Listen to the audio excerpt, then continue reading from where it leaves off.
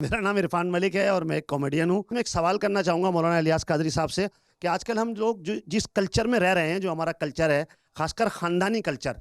اس خاندانی کلچر میں آج کل یہ ہے کہ خاندانوں میں جو ہے نا دوریاں بہت بڑھ گئی ہیں، اور خاندانوں میں آج کل جھگڑے بہت ہوتے ہیں، اور یہ جھگڑے جو ہیں وہ نسل در نسل تک چلے جاتے ہیں. اس کی مثال میں آپ کو ایسے دوں گا کہ اگر کوئی بچہ ہے وہ اپنے گھر میں ہوش سنبھالتا ہے، جیسے وہ 13-14 سال کا ہوتا ہے، تو اس کو گھر والوں کی طرف سے ہی منع کر دیا جاتا ہے کہ بھائی آپ نے ان سے نہیں ملنا ہے، جبکہ اس کے وہ سگے رشتے دار ہوتے ہیں، وہ اس کے خالہ، اس کے ماموں، اس کے پھپھا، اس کے پھپھی، اس کے چچا، مطلب بہت قریبی لوگ ہوتے ہیں، قریبی رشتے دار ہوتے ہیں، لیکن وہ ان سے نہیں مل سکتا کیونکہ یہ لڑائیاں جو ہیں وہ اسٹارٹ ہوتی ہیں اور اس کے بعد نسل در نسل چلی جاتی ہیں، جو ہمارے بچوں تک پہنچ جاتی ہیں. تو میرا سوال یہی ہے کہ دین کے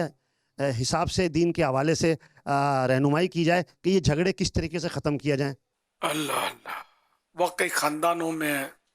فاصلے، دوریاں کئی جگہ پر پائی جاتی ہیں، اور یہ بھی بات سمجھ میں آتی ہے کہ کبھی ماں تو کبھی باپ اپنے بچوں کو اس طرح مطلب یعنی کہ ذہن بھی بناتے ہیں کہ خالہ سے نہیں ملنا، چڑیل ہے چڑیل، تجھے یوں کر دے گی، نقصان پہنچا دے گی، چاچو سے نہیں ملنا، صحیح آدمی نہیں ہے. تو اس طرح اپنے جھگڑوں کی وجہ سے یہ بچوں کو بھی ان سے دور رکھتے ہیں. یہ واقعی بہت گناہ کا کام ہے اگر کوئی شرعی اجازت کے بغیر ایسا کیا جاتا ہے تو، کیونکہ صلہ رحمی جو ہے، رشتہ داروں سے تعلق رکھنا، یہ واجب ہے، اور قطع رحمی یعنی رشتہ داروں سے تعلقات توڑنا یہ حرام ہے. اللہ کا پیارا کلام ہماری رہنمائی کرتے ہوئے فرما رہا ہے، پارہ 15 بنی اسرائیل آیت نمبر 26 ہے، وَآتِ ذَا الْقُرْبَى حَقَّهُ، ترجمہ کنز ایمان، اور رشتہ داروں کو ان کا حق دے. صد الفاضل حضرت علامہ مولانا سید محمد نعیم الدین مراد آبادی رحمۃ اللہ علیہ خزائن العرفان میں اس آیت کریمہ کے تحت لکھتے ہیں، ان کے ساتھ صلہ رحمی کر اور محبت اور میل جول اور خبر گیری اور موقع پر مدد اور حسن معاشرت. مسئلہ اگر وہ محارم یعنی ایسا قریبی رشتہ دار کہ اگر ان میں سے جس کسی کو بھی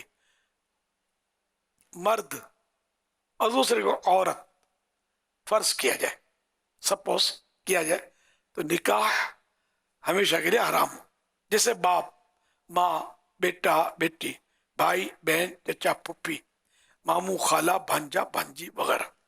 میں سے ہوں اور محتاج ہو جائیں تو ان کا خرچ اٹھانا یہ بھی ان کا حق ہے، اور صاحب استطاعت رشتہ دار پر لازم ہے. یہ جو محارم ہوتے ہیں رشتہ دار جن کی میں نے مثال دی، اگر محتاج ہو جائے، محتاج سے مراد یہ نہیں ہے کہ ہاتھ پیر ٹوٹ جائے، ہمارے ہاں محتاج عام طور پہ اس کو بولا جاتا ہے، مگر یہاں مراد محتاج یہ نہیں ہے، بلکہ خود اس کو کھانے پینے کے لیے اور اس کے پاس کچھ نہ ہو، اس طرح کا محتاج، ایسی غربت اس پر طاری ہو